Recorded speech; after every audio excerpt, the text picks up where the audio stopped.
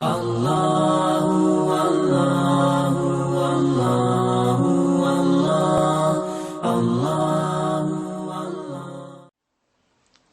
للہ وکفی وسلام علی عبادہ الذین اصطفی اما بعد اعوذ باللہ من الشیطان الرجیم بسم اللہ الرحمن الرحیم والذین جاہدوا فینا لنہدینہم سبلنا وإن اللہ لمع المحسنین سبحان ربک رب العزة عما یصفون وسلام علی المرسلین والحمد للہ رب العالمین اللہم صلی علی سیدنا محمد وعلی آل سیدنا محمد وبارک وسلم اللہم صلی علی سیدنا محمد وعلی آل سیدنا محمد وبارک وسلم اللہم صلی علی سیدنا محمد وعلی آل سیدنا محمد وبارک وسلم نبی علیہ الصلوۃ والسلام سے دو نعمتیں اس امت کے اندر منتقل ہوئیں. ایک کو کہتے ہیں تعلیمات نبوی،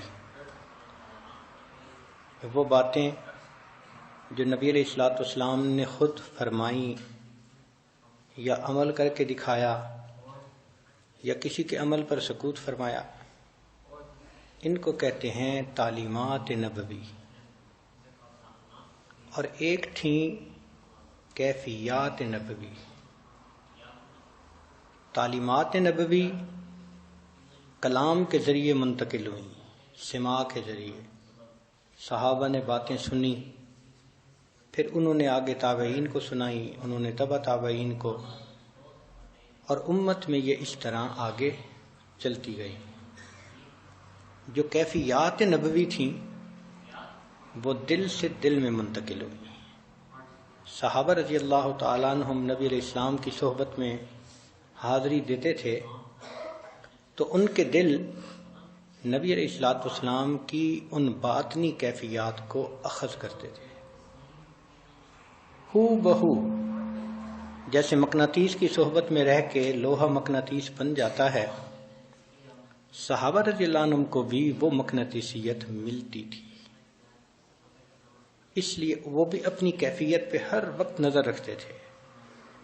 ذرا اس میں فرق آتا تھا فوراً کہہ اٹھتے تھے نافقہ حنظلہ نافقہ حنظلہ. ایسا کیوں تھا؟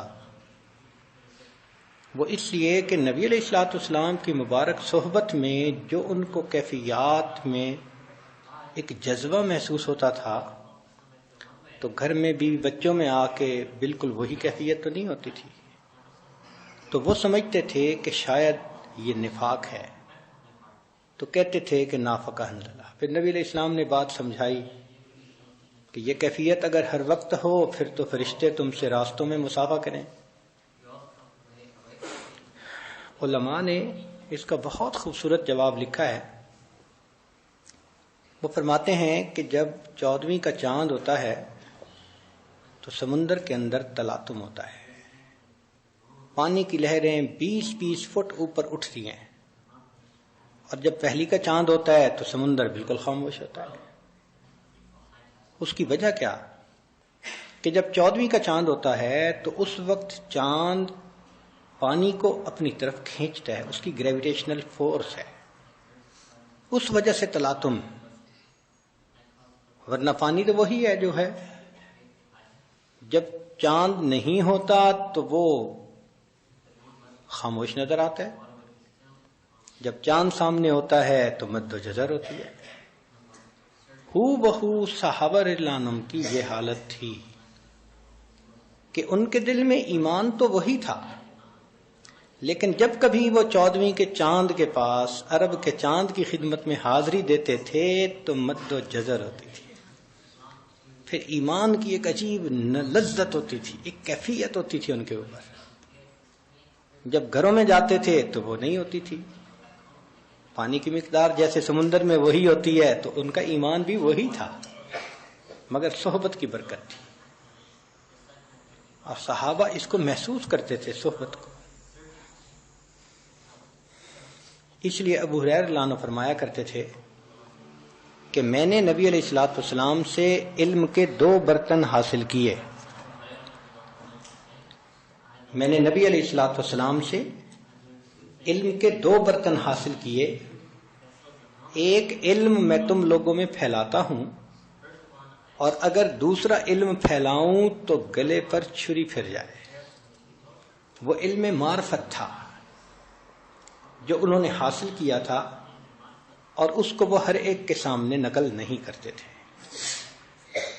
چنانچہ سیدنا عمر رضی اللہ تعالیٰ عنہ جب فوت ہوئے تو جس دن ان کو دفن کیا گیا تو عبداللہ ابن عمر رضی اللہ عنہ نے یہ بات فرمائی کہ آج 10 میں سے 9 حصے علم دفن ہو گیا۔ اس بات کو سن کر جو صحابہ تھے بڑے، انہوں نے تعجب سے دیکھا، بندہ تو پکا ہے، بات کیسی کر رہا ہے؟ تو انہوں نے ان کی تعجب والی نگاہیں دیکھ کر فرمایا، تفصیل کر دی کہ اس سے میری مراد حیض و نفاس کا علم نہیں، علم باللہ ہے، علم باللہ دفن ہو گیا۔ تو یہ 2 علوم اس امت کے اندر منتقل ہوئے اور قیامت تک یہ چلتے رہیں گے۔ چنانچہ سب سے زیادہ یہ علوم صحابہ میں 2 شخصیتوں نے حاصل کیے، ایک سیدنا علی رضی اللہ تعالیٰ عنہ نے، جن کے بارے میں نبی علیہ السلام نے فرمایا انا مدینۃ العلم وعلی بابها، میں علم کا شہر ہوں، علی اس کا دروازہ ہے۔ اور دوسرا علم سب سے زیادہ حاصل کیا سیدنا صدیق اکبر رضی اللہ تعالیٰ عنہ نے۔ چنانچہ صحابہ رضی اللہ عنہم جب کسی موقع پہ فیصلہ نہیں کر پاتے تھے تو صدیق اکبر رضی اللہ عنہ کی طرف رجوع کرتے تھے۔ سورۃ النصر اتری تو سب صحابہ خوش ہیں، اور صدیق اکبر رضی اللہ عنہ رو رہے ہیں۔ بھئی رونے کی کیا بات ہے؟ کہنے لگے کہ انبیاء کرام ایک مقصد کے لیے آتے ہیں، جب پورا ہو جاتا ہے تو اللہ ان کو بلا لیتا ہے، مجھے اس صورت سے نبی علیہ السلام کی جدائی کی خوشبو محسوس ہو رہی، مہک آ رہی ہے۔ وہاں سوچ پہنچتی تھی جہاں باقی صحابہ کی نہیں پہنچتی تھی۔ اس لیے نبی علیہ السلام نے جب پردہ فرمایا تو عمر رضی اللہ عنہ جیسے صحابی کہنے لگے کہ جو کہے گا نبی علیہ السلام فوت ہو گئے میں گردن اڑا دوں گا۔ اور صدیق اکبر عنہ اس وقت استقامت کے پہاڑ خطبہ دیا، لوگو وما محمد الا رسول قد خلت من قبلہ الرسل۔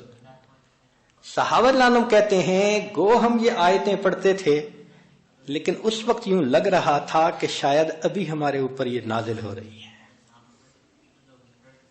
تو علم تو سیدنا علی رضی اللہ عنہ نے بھی حاصل کیا، اور علم سیدنا صدیق اکبر رضی اللہ عنہ نے بھی حاصل کیا، مگر اس علم میں فرق ہے۔ وہ کیسے؟ کہ صدیق اکبر رضی اللہ عنہ نے کمالات نبوت والا علم زیادہ حاصل کیا، اور سیدنا علی رضی اللہ عنہ کو کمالات ولایت کا علم زیادہ ملا۔ سیدنا صدیق رضی اللہ عنہ کو یہ کمالات نبوت کا علم کیوں ملا؟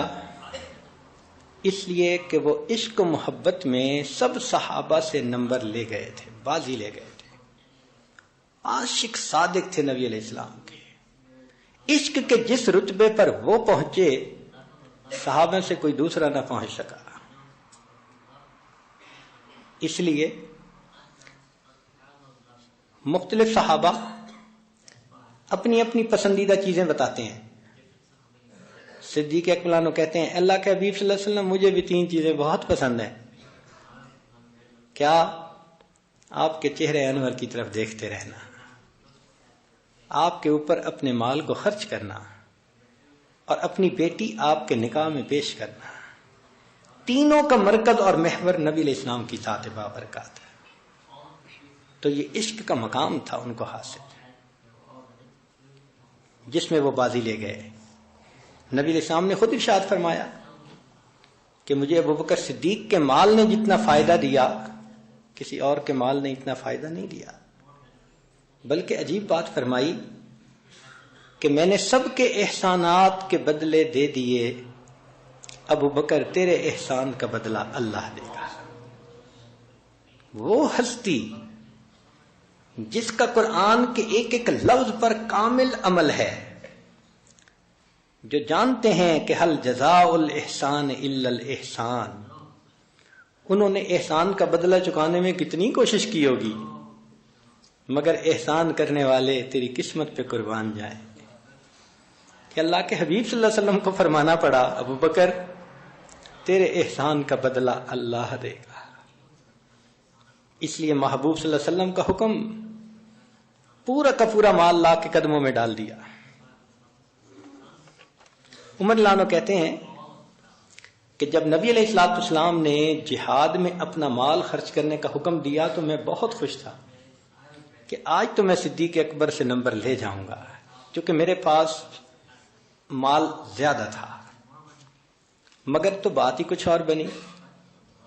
علامہ اقبال نے اس کو بڑے خوبصورت انداز سے یوں نقل کیا، ایک دن رسول پاک نے اصحاب سے کہا، دے مال راہ حق میں جو ہوں تم میں مالدار، ارشاد سن کے فرط طرب سے عمر اٹھے، فرط خوشی سے، اس روز ان کے پاس تھے درہم کئی ہزار، دل میں یہ کہہ رہے تھے کہ صدیق سے ضرور بڑھ کر رکھے گا آج قدم میرا راہوار، لائے غرض کے مال رسول امی کے پاس، ایثار کی ہے دشت نگر ابتدائے کار، پوچھا حضور سرور عالم نے اے عمر، اے وہ کہ جوش حق سے تیرے دل کو ہے قرار، رکھا ہے کچھ عیال کی خاطر بھی تو نے کیا، مسلم ہے اپنے خیش و اقارب کا حق گزار، کی عرض نصف مال ہے فرزند و زن کا حق،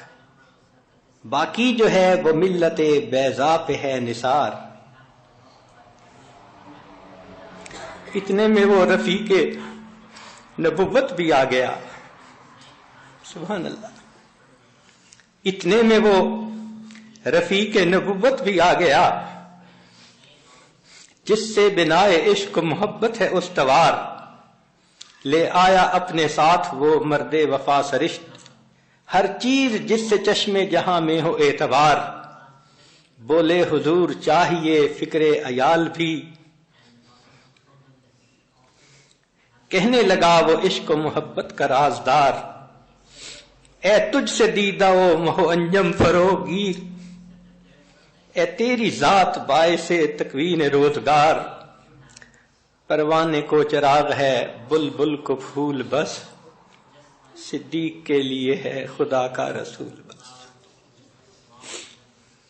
تو سیدنا صدیق اکبر کو عشق و محبت میں وہ مقام ملا کہ سب سے بازی لے گئے۔ اسی لیے علامہ اقبال میں ایک جگہ عجیب الفاظ کہے ہیں، اے کلیم اول سینائے ماں، یعنی جس طرح موسیٰ علیہ السلام طور سینا پر جس درخت پر تجلی اتر رہی تھی اللہ رب العزت کی، وہاں ہم کلام ہو رہے تھے،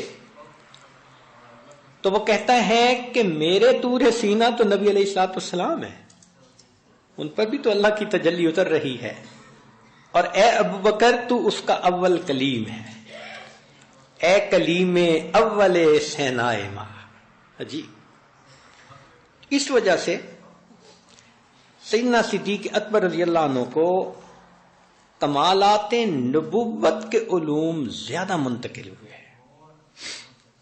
صدیق اکبر عنہ کو ایک مرتبہ حاصل ہوا جس کو کہتے ہیں معیت کبریٰ۔ معیت کبریٰ کا یہ مرتبہ اللہ رب العزت نے دیا۔ نبی اسلام نے بتلایا، ان اللہ معنا، اللہ ہمارے ساتھ ہے، تو یہ معیت حاصل ہو گئی۔ اس معیت کی وجہ سے ان کو کمالات نبوت سب سے زیادہ منتقل ہوئے۔ اب یہاں پر ایک نقطہ ہے، طلباء نے حضرت مولانا یعقوب نانوتوی رحمۃ اللہ علیہ سے پوچھا کہ صدیق اکبر کا درجہ تو بہت اونچا ہے، لیکن نبی علیہ الصلوۃ والسلام نے یہ فرمایا لو کان بعدی نبیا لکان عمر، اگر میرے بعد کوئی نبی آنا ہوتا تو وہ عمر ہوتے، تو ابو بکر کا نام کیوں نہیں لیا؟ طالب علم کے ذہن میں اشکال وارد ہوتا ہے۔ تو حضرت مولانا یعقوب نانوتوی رحمۃ اللہ علیہ نے بات سمجھائی کہ دیکھو صدیق اکبر کو نبی علیہ السلام کے ساتھ معیت کا مقام حاصل تھا، وہ جڑے ہوئے تھے، ساتھ اکٹھے ایک تھے، اور نبی علیہ السلام فرماتے ہیں لو کان بعدی، تو پھر بعد میں کس کا رتبہ تھا؟ لکان عمر، وہ تو عمر ہی تھے۔ تو ابو بکر تو بعد کے درجے میں نہیں تھے، وہ تو ساتھ تھے، ہر چیز میں ساتھ۔ چنانچہ آج کی اس مجلس میں ہم چند نکات دیکھتے ہیں کہ نبی علیہ الصلوۃ والسلام کی مبارک زندگی میں اور صدیق اکبر کی مبارک زندگی میں کتنی معیت تھی، شخصیت میں، حالات میں، اہل و عیال میں، اور ہر کام میں۔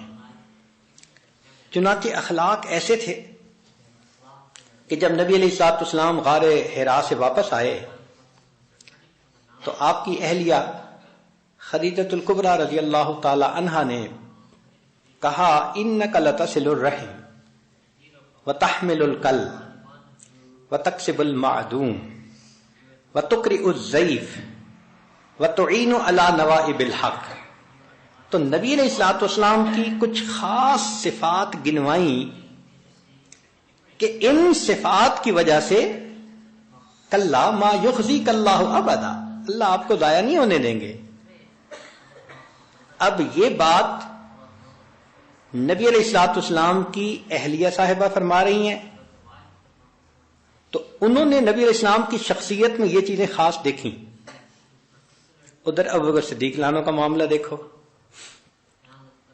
کہ جب کفار نے مسلمانوں کا جینا دوبھر کر دیا تو ابتدا میں انہوں نے نبی علیہ السلام سے اجازت مانگی تو ان کو حبشہ اجازت مل گئی ہجرت کی۔ تو صدیق اکبر نیت کر کے چل پڑے۔ جب مکہ مکرمہ سے باہر گئے تو مکہ کا ایک قریشی سردار ابن الدغنہ اس کا نام تھا، وہ ملا اور اس نے کہا کہ ابو بکر کہاں جا رہے ہو؟ بتایا کہ میں ہجرت کر کے جا رہا ہوں۔ اس نے کہا کہ تم جیسے اچھے لوگ اگر مکہ مکرمہ میں نہیں رہیں گے تو کون رہے گا؟ انک لتصل الرحم۔ جو الفاظ خدیجۃ الکبریٰ نے نبی علیہ السلام کے لیے استعمال فرمائے تھے ہو بہو وہی الفاظ ایک کافر سردار نے ابو بکر صدیق کے لیے استعمال کیے۔ اخلاق میں کیا مماثلت تھی، مشابہت تھی۔ پھر دیکھیے اللہ رب العزت قرآن مجید میں اپنے محبوب صلی اللہ علیہ وسلم کو فرماتے ہیں بالمؤمنین رؤوف الرحیم۔ تو رؤوف اور رحیم یہ دو نام دیے، صفاتی نام، پیارے نام۔ اور صدیق اکبر کا معاملہ دیکھیے کہ نبی علیہ الصلوۃ والسلام نے فرمایا ارحم امتی بے امتی ابو بکر، اور ایک حدیث میں ہے کہ نبی علیہ السلام نے فرمایا ارأف امتی بے امتی ابو بکر، یعنی اللہ نے اپنے حبیب کو رؤوف اور رحیم کہا اور نبی علیہ السلام نے ابو بکر صدیق کو پوری امت میں سب سے زیادہ رؤوف اور رحیم کہا۔ اس حد تو مشابہت تھی۔ نبی علیہ السلام نے فرمایا انا اغیر ولد آدم واللہ اغیر منی، میں انسانوں میں سب سے زیادہ غیور ہوں اور اللہ مجھ سے بھی زیادہ غیور ہے۔ اور صدیق اکبر عنہ کے بارے میں ابن سعد نے لکھا کہ کان اغیر هذه الامت بعد نبیها ابو بکر، اس امت میں نبی علیہ السلام کے بعد سب سے زیادہ ایمانی غیرت ابو بکر صدیق میں تھی۔ اللہ تعالیٰ قرآن مجید میں فرماتے ہیں اے میرے حبیب صلی اللہ علیہ وسلم وما علمناہ الشعر وما ينبغی لہ، ہم نے آپ کو شعر کا علم نہیں دیا اور آپ کو یہ سجدہ بھی نہیں ہے، شایان نشان بھی نہیں ہے۔ اور یہی حال صدیق اکبر کا۔ ابن عساکر نے عائشہ صدیق عنہا سے روایت کی، فرماتی ہیں کہ صدیق اکبر نہ زمانے جاہلیت میں شعر کہتے تھے نہ اسلام لانے کے بعد شعر کہتے تھے، شعر کا فن آتا ہی نہیں تھا۔ چنانچہ نبی علیہ الصلوۃ والسلام نے پوری زندگی شراب کو ہاتھ نہیں لگایا، اور تاریخ الخلفاء میں سیدنا صدیق اکبر کے بارے میں لکھا ہے کہ انہوں نے بھی اپنی پوری زندگی شراب کو کبھی ہاتھ نہیں لگایا، اسلام لانے سے پہلے بھی وہ اس ام الخبائث سے اتنا بچا کرتے تھے۔ نبی علیہ الصلوۃ والسلام کی طہارت اور پاکیزگی پر قرآن نے گواہی دی، وَثِيَابَكَ فَطَهِّرْ، اور صدیق اکبر کے اندر اتنی صفائی تھی کہ جب ہجرت کے موقع پر ام ایمن کی بکریوں کو دوہنے کا موقع آیا تو کتابوں میں لکھا ہے کہ انہوں نے دودھ نکالا اور برتن کے اوپر کپڑا ڈالا اور پھر اس کو نبی علیہ السلام کی خدمت میں لا کے پیش کیا کہ میرے جانے تک بھی کوئی مٹی کا ذرہ اس دودھ میں نہ پڑ جائے۔ طہارت اور پاکیزگی کا اتنا خیال۔ اسی وجہ سے جو حالات نبی علیہ الصلوۃ والسلام کے، وہی حالات سیدنا صدیق اکبر کے۔ نبی علیہ الصلوۃ والسلام کو عقبہ بن ابی معیط نے گلے میں پھندا ڈالا اور نبی علیہ الصلوۃ والسلام کو بالآخر چھڑایا گیا۔ صدیق اکبر کے ساتھ بھی یہی ہوا کہ کافروں نے مل کر ان کے اوپر حملہ کیا، اپنے نرغے میں لے لیا اور بالآخر اس نرغے سے صدیق اکبر کو بچایا گیا۔ نبی علیہ الصلوۃ والسلام کی دعا سے عمر بن الخطاب رضی اللہ عنہ جیسے بڑے صحابی، جلیل القدر صحابی وہ مسلمان ہوئے، اور صدیق اکبر کی ترغیب سے حمزہ رضی اللہ تعالیٰ عنہ جیسے اللہ کے شیر وہ مسلمان ہوئے۔ جب ابو طالب نے کہا کہ بھتیجے میرے اوپر وہ بوجھ نہ ڈالو جو میں نہ اٹھا سکوں، تو نبی علیہ الصلوۃ والسلام نے وہ جواب دیا کہ جیسے استقامت کا کوئی پہاڑ ہوتا ہے کہ چچا اگر یہ میرے ایک ہاتھ پر سورج اور دوسرے پر چاند بھی رکھ دے تو جو پیغام لے کے آیا ہوں اس کو پہنچانے سے میں پیچھے نہیں ہٹوں گا۔ اور یہی معاملہ صدیق اکبر کے ساتھ پیش آیا کہ جب ابتدائی خلافت میں کچھ لوگ زکوٰۃ کے منکر ہو گئے اور مشکل وقت آ گیا تو اس وقت عمر رضی اللہ عنہ جیسے صحابی نے ان کو کہا کہ ان کے ساتھ اتنی سختی نہ کرے، تو صدیق اکبر کا جواب تھا جبار فی الجاہلیہ اخوار فی الاسلام، کہ عمر تم جاہلیت میں اتنے بہادر تھے، اسلام لانے کے بعد تم اتنے کو کمزور ہو گئے۔ اور پھر فرمایا کہ میں اس لشکر کو جسے نبی علیہ الصلوۃ والسلام نے بھیجا لازمن بھیجوں گا، اور مجھے اس کی پرواہ نہیں کہ جنگل کے درندے آ کر مسلمان عورتوں کی لاشوں کو مدینہ کی گلیوں میں گھسیٹے۔ صحابہ کہتے ہیں فقام مقام الانبیاء، کہ صدیق اکبر نے ایسی استقامت دکھائی جیسے کوئی نبی مقام نبوت کے اوپر ہوتا ہے۔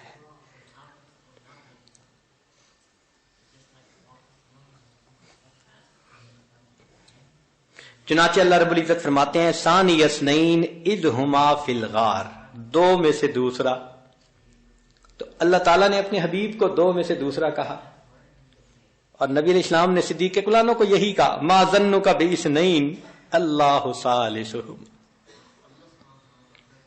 اللہ رب العزت نبی علیہ السلام کو فرماتے ہیں قرآن میں لا تحزن ان اللہ معنا، نہیں لا تحزن، لا تحزن علیہم ولا تک فی ضیق مما یمکرون، تو اللہ رب العزت نے اپنے حبیب صلی اللہ علیہ وسلم کو فرمایا لا تحزن، آپ غم زدہ نہ ہوں، اور نبی علیہ الصلوۃ والسلام نے ہو بہو یہی الفاظ صدیق اکبر کو کہے لا تحزن ان اللہ معنا۔ کتنی مشابہت ہے اور مماثلت ہے سب حالات کے اندر، حتیٰ کہ یہ معیت ایسی تھی کہ جو نام پکارا جاتا تھا اس میں بھی نام اکٹھا آتا تھا۔ صحابہ رضوان نبی علیہ السلام کو پکارتے تھے یا رسول اللہ، اے اللہ کے رسول صلی اللہ علیہ وسلم، اور صدیق اکبر عنہ کو نہ امیر المومنین کہتے تھے نہ ابو بکر کہتے تھے، یا خلیفۃ رسول اللہ۔ جو نام ان کو پکارا گیا وہی نام ان کے پکارنے میں بھی شامل۔ چنانچہ جب ہجرت کے لیے نکلے تو قریش مکہ نے نبی علیہ الصلوۃ والسلام کے ڈھونڈنے پر 100 اونٹ کا انعام متعین کیا، اور پھر صدیق اکبر کو ڈھونڈنے کے لیے بھی 100 اونٹوں کا انعام متعین کیا گیا۔ سوچ بھی بالکل ایک جیسی تھی، جو نبی علیہ الصلوۃ والسلام کی سوچ ہوتی تھی وہی صدیق اکبر کی سوچ ہوتی تھی۔ اس حد تک سوچ ایک تھی کہ نبی علیہ الصلوۃ والسلام نے جب بدر کے قیدیوں کا مشورہ پوچھا تو عمر لانو نے کوئی مشورہ دیا، کسی اور نے کوئی دیا، صدیق اکبر نے مشورہ دیا کہ ان سے فدیہ لے کر ان کو آزاد کر دیا جائے۔ محبوب صلی اللہ علیہ وسلم نے ان کے مشورے کے اوپر اپنا حکم عطا فرما دیا۔ بالکل ایک جیسی سوچ تھی۔ صلح حدیبیہ میں عمر رضی اللہ تعالیٰ عنہ بڑے حیران تھے کہ ہم تو بدر میں نہ دبے جب 313 تھے، اور آج تو ہزاروں کی تعداد میں ہم دب کے صلح کیوں کر رہے ہیں؟ کافر مسلمان ہوگا تو واپس کیا جائے گا، مسلمان اگر کافروں کے پاس چلا جائے تو واپس نہیں کریں گے، کوئی بات ہے بھلا؟ تو لگتا تھا ظاہراً کہ جیسے مسلمان بہت جھک کے اور دب کے صلح کر رہے ہیں۔ تو عمر لانو صدیق اکبر کے پاس آئے، ابو بکر ہم اتنے کمزور ہو گئے؟ تو صدیق اکبر نے آگے سے جواب دیا تمہیں پتا ہے کہ نبی علیہ السلام کون ہے؟ اللہ کے نبی ہیں۔ تمہیں پتا ہے کہ وہ اپنی مرضی سے نہیں بولتے، وہ اللہ کی وحی سے بولتے ہیں؟ ہاں جی۔ تو پھر جو ان کا فیصلہ وہی ہمارا فیصلہ۔ یعنی جو نبی علیہ الصلوۃ والسلام کی اس موقع پہ سوچ تھی ہو بہو وہی سوچ صدیق اکبر رضی اللہ تعالیٰ عنہ کی تھی۔ چنانچہ ہر کام میں وہ نبی علیہ الصلوۃ والسلام کی پیروی کرتے تھے، اتباع کرتے تھے۔ باغ فدق ایک باغ تھا جس کی آمدنی نبی علیہ الصلوۃ والسلام بنی ہاشم کے نوجوان بچے بچیوں پر استعمال فرماتے تھے۔ جب صدیق اکبر خلیفہ بنے تو انہوں نے بھی اسی عمل کو جاری رکھا کہ باغ فدق کی آمدنی کو بنو ہاشم کے نوجوانوں پہ خرچ کیا۔ نبی علیہ الصلوۃ والسلام سے بنو ثقیف نے نماز کی چھوٹ مانگی تھی کہ ہم مسلمان ہو جاتے ہیں، بس نماز کی چھوٹ دے دیجیے، ایگزمپٹ کر دیں۔ تو نبی علیہ السلام نے فرمایا اس دین میں کوئی خیر نہیں جس میں نماز نہ ہو۔ اور جب صدیق اکبر خلیفہ بنے تو لوگوں نے زکوٰۃ کی چھوٹ مانگی تھی اور صدیق اکبر نے ان کو زکوٰۃ کی چھوٹ نہیں دی۔ جو عمل نبی علیہ السلام کا وہی عمل صدیق اکبر لانو کا۔ نبی علیہ السلام نے بنو قضاء کے ساتھ جہاد کیا، غزوہ ذات السلاسل، اور جب نبی علیہ السلام کے پردہ فرمانے کے بعد وہ مرتد ہو گئے تو صدیق اکبر نے پھر ان کے ساتھ اسی طرح جہاد کیا جیسے نبی علیہ السلام نے فرمایا تھا۔ نبی علیہ السلام کے زمانے میں عمر بن عاص رضی اللہ عنہ امیر لشکر بن کر جاتے ہیں، اور صدیق اکبر کی پوری زندگی میں عمر بن عاص رضی اللہ عنہ امیر لشکر سپہ سالار بن کر رہتے ہیں۔ 9 ہجری میں ابو بکر صدیق لانو امیر حج بن کر جاتے ہیں، اور 10 ہجری میں اللہ کے حبیب صلی اللہ علیہ وسلم امیر حج بن کر تشریف لے جاتے ہیں۔ نبی علیہ السلام کے پاس حسن لانو آتے تھے تو آپ ان کو اٹھا کے کندھوں پہ بٹھاتے تھے. جب صدیق پلانو خلیفہ بنے تو گلی میں سے گزر رہے ہیں, حسن لانو آئے تو ابوبکر صدیق لانو نے ان کو اٹھا کے اپنے کندھے پہ بٹھا لیا. جو عمل نبی علیہ السلام کا ہو بہو وہی عمل صدیق اکبر لانو کا.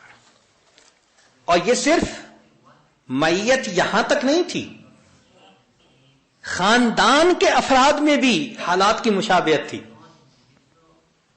چنانچہ نبی علیہ السلام کے داماد سیدنا عثمان لانو اور سیدنا علی رضی اللہ عنہ سابقون اولون میں سے, اور ابوبکر صدیق لانو کے داماد زبیر رضی اللہ تعالیٰ عنہ سابقون اولون میں سے. یہ بھی عشرہ مبشرہ میں سے, وہ بھی عشرہ مبشرہ میں سے. نبی علیہ الصلوۃ والسلام کے داماد مہاجرین میں سے تھے, اور صدیق اکبر لانو کے یہ داماد یہ بھی مہاجرین میں سے تھے. تو دیکھیے دامادوں کے حالات میں بھی مشابہت ہے. محبوب صلی اللہ علیہ وسلم کے داماد عشرہ مبشرہ میں سے, صدیق اکبر لانو کا ایک داماد عشرہ مبشرہ میں سے. پھر بیٹیوں کے حالات دیکھو. نبی علیہ الصلوۃ والسلام کی صاحبزادی سیدہ فاطمہ الزہرا رضی اللہ تعالی عنہا جنت میں عورتوں کی سردار, اور صدیق اکبر لانو کی بیٹی عائشہ رضی اللہ تعالی عنہا, نبی علیہ السلام نے فرمایا کہ باقی عورتوں پر وہ فضیلت جو سرید کو باقی کھانوں کے اوپر فضیلت حاصل. سیدہ فاطمہ الزہرا رضی اللہ عنہ کے گھر میں تنگی تھی حالات کی, خود چکی پیستی تھیں, گھر کے کام کرتی تھیں, ہاتھوں میں گٹے پڑ گئے تھے. اور صدیق اکبر لانو کی صاحبزادی اسماء رضی اللہ تعالی عنہا, ان کے گھر میں بھی تنگی تھی, وہ بھی چکی پیستی تھیں, ہاتھوں پہ گٹے پڑ گئے تھے. پھر اولاد سے ذرا آگے بڑھ کے دیکھیں, پوتے ہوئے آگے آل امجاد میں بھی یہ حالات ایک جیسے. چنانچہ نبی علیہ الصلوۃ والسلام کے پوتے سیدنا حسین لانو نے یزید کی بیعت سے انکار کیا, اور عبداللہ ابن زبیر لانو جو صدیق اکبر لانو کے نواسے بنتے ہیں, اور وہ بھی نبی علیہ السلام کے نواسے حسین لانو, انہوں نے بھی یزید کی بیعت سے انکار کیا. دونوں طرف نواسوں کا عمل ایک جیسا. پھر حسین لانو کو شہید کیا گیا, تو عبداللہ ابن زبیر لانو کو بھی شہید کیا گیا. سیدنا حسین لانو کو شامیوں نے نرغے میں لے لیا تھا, تو عبداللہ ابن زبیر لانو کو حجاج نے اپنے نرغے میں لے لیا تھا. سیدنا حسین لانو کی شہادت سے پہلے ان کے قریبی عزیز بھائی بھتیجے, ان کے بھتیجے, یہ حضرات سب شہید ہو گئے. پھر آخر پہ ان کو شہید کیا گیا, اور عبداللہ ابن زبیر لانو سے پہلے ان کے قریبی رشتہ داروں کو شہید کیا گیا, آخر پہ عبداللہ ابن زبیر لانو کو شہید. تو نواسوں کے حالات کے اندر بھی آپس میں مشابہت نظر آتی ہے. اور پھر اللہ کا معاملہ بھی ایک ہی جیسا. وہ کیسے کہ اللہ نے نبی علیہ الصلوۃ والسلام کو صاحبکم کے لفظ سے فرمایا, خطاب فرمایا, صاحبکم وما صاحبکم بمجنون. اور صدیق اکبر لانو کو بخاری کی روایت ہے کہ نبی علیہ السلام نے صحابہ کو کہا صاحبکم, تمہارے صاحب. جو لفظ نبی علیہ السلام کے لیے اللہ نے استعمال کیا, وہ لفظ نبی علیہ السلام نے صدیق اکبر لانو کے لیے استعمال کیا. پھر ایک ایسا بھی موقع آیا, 4 رکعت کی نماز ہے, پہلی 2 رکعت کے امام ابوبکر صدیق ہیں, تو اگلی 2 رکعت کے امام نبی علیہ الصلوۃ والسلام ہیں. سبحان اللہ. نبی علیہ الصلوۃ والسلام کو مجنون کہا گیا, اور حالات میں لکھا ہے کہ ابوبکر صدیق لانو کو ایک کافر نے کہا قالو ھذا ابن ابی قحافہ لمجنون, ان کو بھی مجنون کہا گیا. چنانچہ طائف سے واپسی پر نبی علیہ الصلوۃ والسلام کو پناہ دی تھی مطعم بن عدی نے, اور حبشہ سے واپسی پر صدیق اکبر عنہ کو پناہ دی تھی ابن الدغنہ نے. نبی علیہ السلام نے فرمایا انا اتقى ولد آدم واکرمهم علی اللہ ولا فخر، میں انسانوں میں سب سے زیادہ متقی ہوں اور مکرم ہوں، مگر مجھے اس پر کوئی فخر نہیں ہے.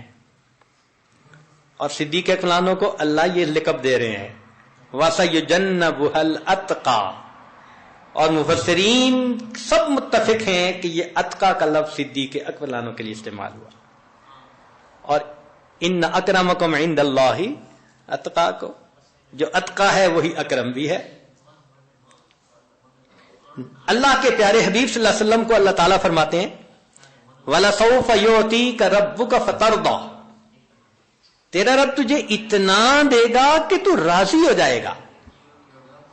اور صدیق اکبر عنہ کے لیے اللہ فرماتے ہیں وَلَسَوْفَ يَرْضَىٰ، جو ادھر بشارت وہی ادھر بشارت. جنہوں نے نبی علیہ الصلوۃ والسلام کی اتباع کی ان کو بشارت ملی فَاتَّبِعُونِي يُحْبِبْكُمُ اللَّهُ، میری اتباع کرو اللہ تم سے محبت کرے گا. اور جنہوں نے ابوبکر صدیق لانوں کے ہاتھ پر بیعت کی اور مل کر جہاد کیا ان کے بارے میں فرمایا فَسَوْفَ يَأْتِي اللَّهُ بِقَوْمٍ يُحِبُّهُمْ وَيُحِبُّونَهُ. نبی علیہ السلام کو فرمایا وَلَا تَحْزَنْ عَلَيْهِمْ، اور صدیق اکبر عنہ کو کہا لا تحزن ان اللہ معنا. تو حالات کو دیکھیں تو اتنی مشابہت ہے کہ انسان حیران ہو جاتا ہے. یہاں تک کہ دنیا سے جانے کا جو کیفیت اور وقت ہوتا ہے اس میں بھی بندے کا اختیار نہیں ہوتا، اس میں بھی مشابہت. چنانچہ نبی علیہ السلام کی وفات 63 سال کی عمر میں اور صدیق اکبر عنہ کی وفات وہ بھی 63 سال کی عمر میں. نبی علیہ الصلوۃ والسلام کی وفات زہر کے اثر سے ہوئی اور صدیق اکبر عنہ کی وفات بھی زہر کے اثر سے ہوئی. پھر نبی علیہ الصلوۃ والسلام جس حجرے میں مدفون ہوئے صدیق اکبر عنہ بھی اسی حجرے میں مدفون ہوئے. کیا مشابہت ہے اللہ کی طرف سے. امام ربانی حضرت مجدد ثانی رحمۃ اللہ علیہ فرماتے ہیں کہ اللہ رب العزت نے نبی علیہ الصلوۃ والسلام کے جسم اطہر کو جس مٹی سے بنایا تھا، بنانے کے بعد وہ مٹی بچ گئی تھی تو اس مٹی سے اللہ نے صدیق اکبر عنہ کے جسم کو بنایا. فرماتے ہیں کہ مٹی پھر بچ گئی تھی تو اللہ نے اس مٹی کو عمر لانوں کے خمیر میں شامل فرمایا، اسی لیے تینوں مٹیاں ایک جگہ اکٹھی ہو گئی. پہنچی وہیں پہ خاک جہاں کا خمیر تھا. امام ربانی مجدد ثانی رحمۃ اللہ علیہ ایک عجیب لفظ استعمال کرتے ہیں. صدیق اکبر عنہ کو کہتے ہیں ہم خانہ رسول. اپنے مکتوبات میں یہ لفظ استعمال کرتے ہیں کہ صدیق اکبر تو ہم خانہ رسول ہیں. مقصد کیا؟ وہ فرماتے ہیں کہ چونکہ دنیا میں معیت کبریٰ حاصل تھی اس لیے جنت میں بھی جا کے جدائی نہیں ہوگی، بلکہ نبی علیہ الصلوۃ والسلام کا جو مکان ہوگا وہ 2 منزلہ ہوگا. نیچے کی منزل پہ ابوبکر صدیق ہوں گے اور اوپر کی منزل پہ نبی علیہ السلام ہوں گے. ہم خانہ رسول ان کو کہا. یہ معیت اتنی کامل تھی. چنانچہ اس کامل معیت کی وجہ سے نبی علیہ الصلوۃ والسلام سے کمال درجے کے جو علوم تھے، کمالات نبوت والے، وہ سیدنا صدیق اکبر عنہ نے حاصل کیے. اس لیے امت میں یہ دونوں علوم منتقل ہوئے. علوم ولایت سیدنا علی عنہ کے واسطے سے 3 سلاسل میں آگے تقسیم ہوئے، اور یہ علوم نبوت یہ سیدنا صدیق اکبر عنہ کے واسطے سے آگے نقشبندیہ سلسلہ میں منتقل ہوئے. اب اس کا یہ مطلب نہیں کہ علی عنہ کو علوم نبوت نہیں تھے، نہیں، ان کو بھی حاصل تھے. اور ابو بکر صدیق کو علوم ولایت بھی حاصل تھے، مگر ان کے علوم میں علوم ولایت غالب تھے اور ان کے علوم میں علوم نبوت غالب تھے. اس لیے آپ سلاسل کو دیکھیں تو پھر ان کی ترتیب بھی ویسے ہی نظر آتی ہے. اب یہاں پر ایک نقطہ سمجھ لیجئے، بات ذرا اور کلیئر ہو جائے گی کہ باقی سلاسل میں نبی علیہ الصلوۃ والسلام سے یہ علوم منتقل ہوئے، علی رضی اللہ عنہ کو یہ نسبت منتقل ہوئی، اور علی رضی اللہ عنہ سے یہ نسبت منتقل ہوئی حسن بصری رحمت اللہ علیہ کو، اور پھر ان سے امت میں تینوں سلسلے قادریہ، چشتیہ، سہروردیہ سیدنا حسن رضی اللہ عنہ کے اوپر، حسن بصری رحمت اللہ علیہ کے اوپر جا کر اکٹھے ہو جاتے ہیں. اور نقشبندیہ سلسلہ یہ سیدنا صدیق اکبر عنہ سے سلمان فارسی رضی اللہ عنہ کو منتقل ہوا، اور سلمان فارسی عنہ سے آگے قاسم بن محمد بن ابو بکر صدیق عنہ جو صدیق عنہ کے پوتے تھے ان کو منتقل ہوا. تو ہمارے نقشبندیہ سلسلے میں 2 صحابی اور باقی سلاسل میں 1 صحابی. وجہ کیا ہے؟ وجہ یہ ہے کہ نبی علیہ الصلوۃ والسلام سے نسبت منتقل ہو رہی تھی علی رضی اللہ عنہ کو، وہ صحابی تھے، وہ اس نسبت کا تحمل کر سکتے تھے، اور ان کے بعد وہ نسبت ایک تابعی کو منتقل ہوئی. لیکن یہاں جو نبی علیہ السلام کے پاس نسبت تھی ہو بہو وہی نسبت صدیق اکبر عنہ کے پاس تھی، تو تابعی کا تحمل نہیں ہو سکتا تھا کہ وہ اس نسبت کو ڈائریکٹ لے لیتا. اللہ نے اس نسبت کو پہلے صحابی میں منتقل کیا. تو صدیق اکبر عنہ سے پہلے سلمان فارسی عنہ، پھر ان سے آگے تابعی کا نمبر آیا. اس کی مثال ایسے ہے کہ اگر 11,000 وولٹ کا ٹرانسفارمر ہو اور ایک 440 کا، تو جو 440 والا ہوتا ہے اس سے تو 220 ڈائریکٹ ہی مل جاتی ہے، لیکن 11,000 والے سے نہیں ملتی، پھر درمیان میں ایک 440 کا لگانا پڑتا ہے. تو اللہ رب العزت نے صدیق اکبر عنہ کی اس نسبت کو جو اتنی پکی تھی اس کو پہلے سلمان فارسی عنہ میں اور اس کے بعد اس امت کے اندر منتقل.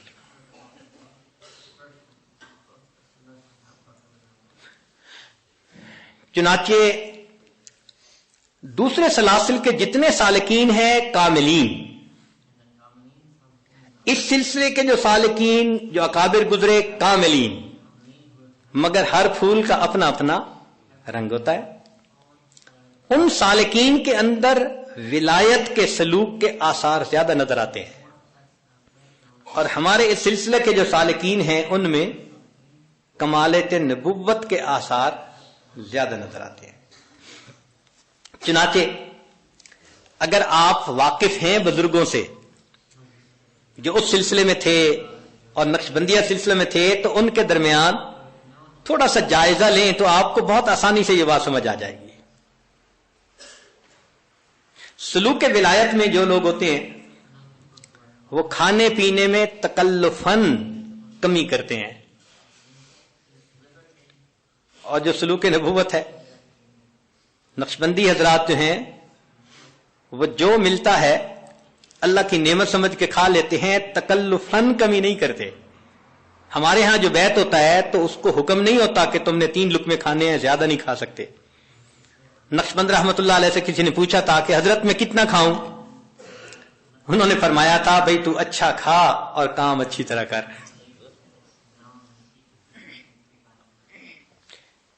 چنانچہ جو آثار سلوک ولایت ہیں وہ لوگ مخلوق سے وحشت محسوس کرتے ہیں، ملنے جلنے کو زیادہ پسند نہیں کرتے، بہت محدود ہوتا ہے ملنا جلنا. اور جو یہ سلوک آثار نبوت ہے یہ حضرات دین کی دعوت کی خاطر مخلوق سے میل جول میں رغبت رکھتے ہیں. چنانچہ سلوک آثار ولایت جب تک واجب نہ ہو وہ امر و نہی نہیں کرتے،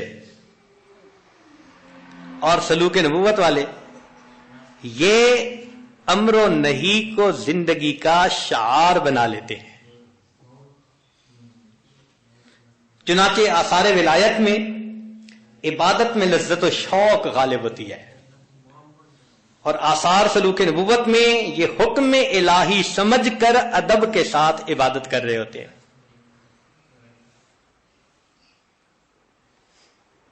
اس لیے سلوک ولایت میں اہتمام سے دعائیں نہیں مانگتے، اور سلوک نبوت میں دعا مانگنے کو فرض سمجھتے ہیں۔ ادعونی استجب لکم۔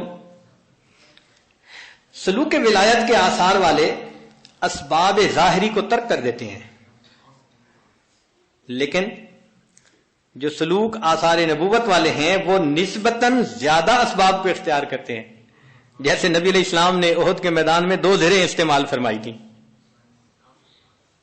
جو آثار سلوک ولایت والے ہیں ان کو سیدنا علی اللہ عنہ سے طبعاً محبت ہوتی ہے، جو آثار سلوک نبوت والے ہیں ان کو ابو بکر و عمر کے ساتھ طبعی محبت زیادہ ہوتی ہے۔ چنانچہ آثار سلوک ولایت میں غلبہ حال کی وجہ سے کبھی کبھی شریعت کے حکم پر عمل میں تسامح ہو جاتا ہے، لیکن جو آثار سلوک نبوت والے ہیں ان کو شریعت پر ہر حال میں استقامت نصیب ہوتی ہے۔ آثار سلوک ولایت والوں پر سکر غالب ہو جاتا ہے، غلبہ ہو جاتا ہے، مدہوشی ہو جاتی ہے، لیکن آثار سلوک نبوت والوں پر صحو غالب ہوتا ہے، ہوش غالب رہتا ہے۔ ان کے اوپر حب عشقی غالب ہوتی ہے، اور ان کے اوپر حب ایمانی غالب ہوتی ہے۔ ان کے ذریعے کرامات بہت زیادہ صادر ہوتی ہیں، اور آثار سلوک نبوت والوں سے علمی معارف بہت زیادہ کھلتے ہیں۔ آثار سلوک ولایت والے مرید ہوتے ہیں، اور آثار سلوک نبوت والے مراد ہوتے ہیں۔ چنانچہ تصوف کی ٹرم میں وہ لوگ سالک مجذوب ہوتے ہیں، اور یہ لوگ مجذوب سالک ہوتے ہیں۔ آثار سلوک ولایت والوں پر مسکنت غالب رہتی ہے، اور آثار سلوک نبوت والوں پر تمکنت غالب رہتی ہے۔ تو دونوں کے جو سالکین ہیں ان کی طبیعت پر ان علوم و معارف کے اثرات بھی واضح الگ الگ محسوس ہوتے ہیں۔ چنانچہ حضرت اقدس تھانوی رحمۃ اللہ علیہ نے یہ بات لکھی ہے کہ چشتیہ سلسلہ کے جو حضرات ہیں ان پر عشق کی نسبت غالب ہوتی ہے، اور نقشبندیہ حضرات جو ہیں ان پر اتباع سنت کی نسبت غالب ہوتی ہے۔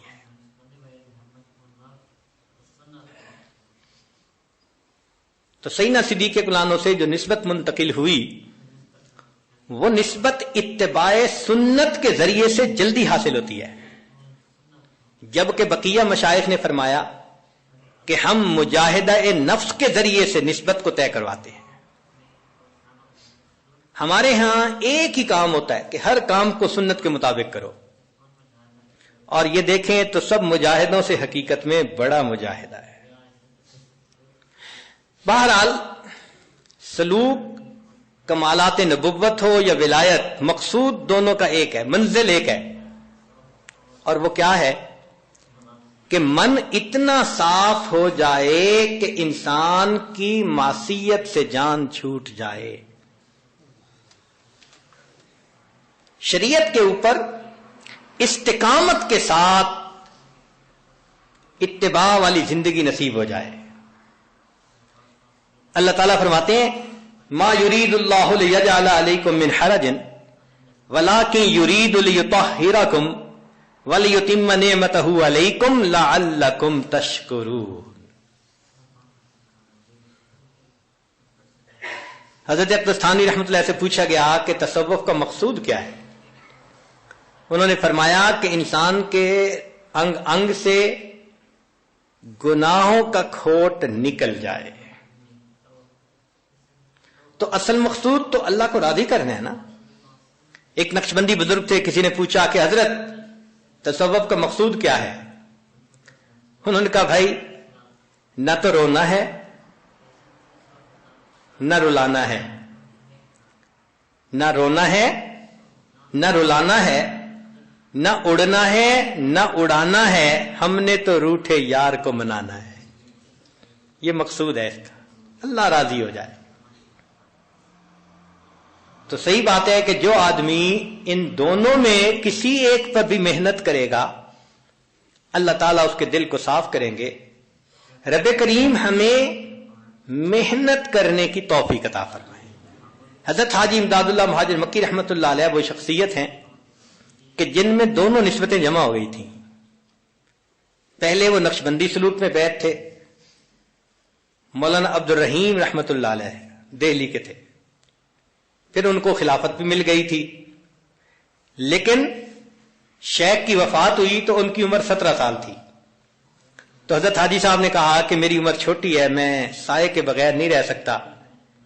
تو ان کی طبیعت میں حضرت میاں جی نور محمد جھنجھانوی رحمۃ اللہ علیہ سے طبعاً محبت تھی، تو وہ چشتیہ سلسلہ میں پھر ان سے بیعت ہوئے، اور اس سلسلے میں پھر اللہ نے ان کی نسبت کو آگے خوب بڑھایا۔ مگر چونکہ بنیاد نقشبندیت والی تھی تو جہاں ان کے اندر حب عشقی نظر آتی ہے وہاں پھر سنت کی اتباع بھی نظر آتی ہے۔ چنانچہ جتنے حضرات اکابر علماء دیوبند ان سے بیعت ہوئے ان کو یہ دونوں نعمتیں ایک جگہ پر مل گئی۔ وہ مرج البحرین تھے، حقیقت میں دو نعمتیں جمع تھیں ان کے اندر۔ چنانچہ ان کے اندر حب عشقی بھی تھی اور اتباع سنت بھی تھی، اور یہی اکابر علماء دیوبند کی امتیازی شان ہے۔ اللہ تعالی ہمیں بھی یہ دونوں نعمتوں کا مرج البحرین بنا دے، مجمع البحرین بنا دے، دونوں نسبتیں اللہ ہمیں عطا فرما دے۔ وآخر دعوانا ان الحمد للہ رب العالمین۔ تھوڑی دیر مراقبہ کر لیجئے۔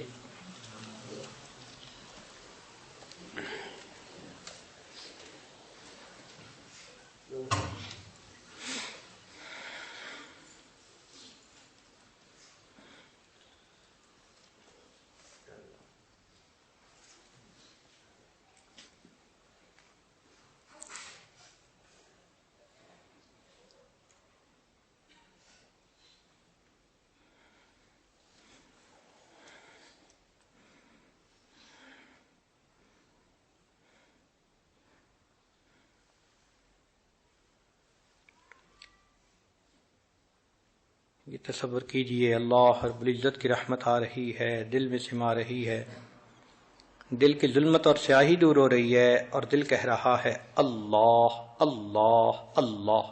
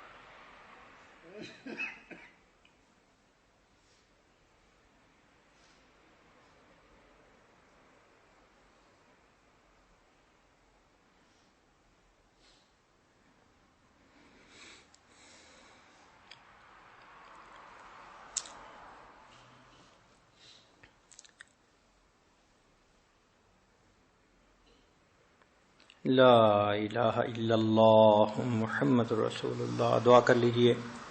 سبحان ربی العلی الوہاب. اللہم صلی علی سیدنا محمد وعلی آل سیدنا محمد وبارک وسلم. اے کریم آقا، ہم آپ کے عاجز مسکین بندے ہیں، ہمارے گناہوں کو معاف فرما، خطاؤں سے درگزر فرما، عیبوں کی پردہ پوشی فرما. اللہ ہماری نگاہوں کو پاک فرما، دلوں کو صاف فرما، سینوں کو اپنی محبت سے لبریز فرما. اپنے عشق کی آتش ہمارے سینوں میں پیدا فرما، ہمارے انگ انگ سے اپنے ذکر کو جاری فرما، روئے روئے سے اپنے ذکر کو جاری فرما، ہڈی ہڈی بوٹی بوٹی میں اپنی محبت پیدا فرما. اللہ ہماری اصلاح فرما، ہمارے دل کو منور فرما. اللہ گناہوں سے ہماری جان چھڑا، گناہوں کی ذلت سے محفوظ فرما اور ہمیں طاعت کی عزت نصیب فرما. پروردگار عالم نسبت کا نور نصیب فرما، نماز کی حضوری نصیب فرما، سجدے کا سرور نصیب فرما، ایمان حقیقی کی حلاوت نصیب فرما. میرے مولا عمر گزرتی جا رہی ہے، ہمیں ایمان حقیقی کی حلاوت کب نصیب ہوگی؟ اللہ ہم پر رحمت کی نظر فرما دیجیے. اے کریم ہماری توبہ کو قبول فرما لیجیے. اللہ گناہوں سے ہماری جان چھڑا دیجیے. پروردگار عالم تزکیہ نفس عطا فرما دیجیے، تصفیہ قلب عطا فرما دیجیے. اللہ اٹکے کاموں کا ہونا آسان فرما، الجھے کاموں کو اپنی رحمت سے سلجھا. اللہ اپنی رحمت سے ہماری ان دعاؤں کو قبول فرما. دور قریب سے جو لوگ آئے ہیں یا جو اعتکاف میں بیٹھے ہوئے ہیں، اللہ سب کی نیک مرادوں کو پورا فرما. میرے مولا تیرے بندے اپنے گھروں کو چھوڑ کر آپ کے دروازے پر حاضر ہیں. میرے مولا آپ کی چوکھٹ پکڑ کے بیٹھے ہیں، اپنی مرادوں کو لے کے حاضر ہیں. سائل موجود ہیں، اے سخی دروازہ کھول دیجئے، امیدوں کو پورا کر دیجئے، مرادیں دے دیجئے، رحمت کی نظر فرما دیجئے. اے اللہ ایک نظر رحمت کی ڈال دیجئے، کرم فرما دیجئے. اللہ آپ نے ارشاد فرمایا اچھے بروں کے ساتھ اچھائی کا معاملہ کریں. اے مالک آپ اچھے ہیں اور ہم برے ہیں، آپ ہمارے ساتھ اچھائی کا معاملہ فرما دیجئے، رحمت کا معاملہ فرمائیے. اللہ آج کی رات ہماری بخشش کر دیجئے. اللہ آخرها مغفرۃ اتقم من النار. اے اللہ یہ آگ سے آزادی کا عشرہ ہے، اللہ جہنم کی آگ سے آزاد فرما دیجئے. اپنی پسندیدہ جگہ جنت عطا فرما دیجئے. میرے مولا ہماری ان دعاؤں کو اپنی رحمت سے قبول فرما لیجئے.